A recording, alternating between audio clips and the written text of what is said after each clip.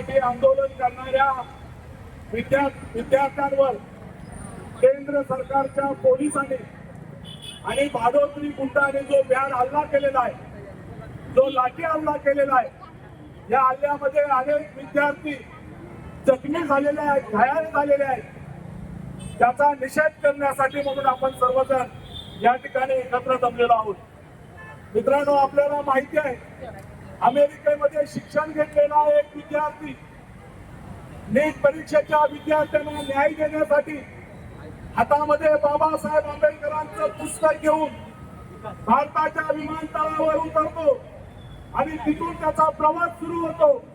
कुणाला वाटतं पोलीस त्याला आतमध्ये टाकतील, कुणाला वाटतं पोलीस तिथूनच मागे अमेरिकेला पाठवतील, परंतु आज या ठिकाणी सांगायला आनंद वाटतो की एका मराठी पोरानं दिल्लीचे तख्त हलवलेले आहेत आणि दिल्लीचे तख्त दाखवतो महाराष्ट्र माझा असं जे म्हटलं जातं ते एका मराठी तरुणाला या ठिकाणी सिद्ध करून दाखवलेलं आहे। मित्रांनो, 15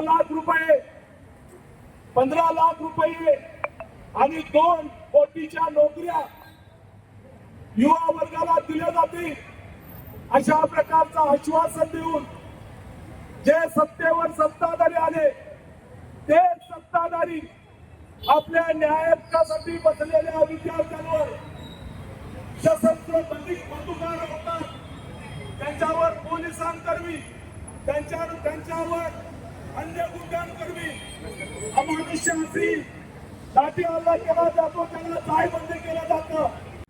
ताज्या अपडेट्स आणि ताज्या बातम्यांसाठी कोकण एक्सप्रेस डिजिटल न्यूज चॅनलला सबस्क्राईब करा, लाईक करा, कमेंट करा आणि शेअर करा आणि महत्त्वाचं म्हणजे बेल आयकॉनवर क्लिक करायला विसरू नका।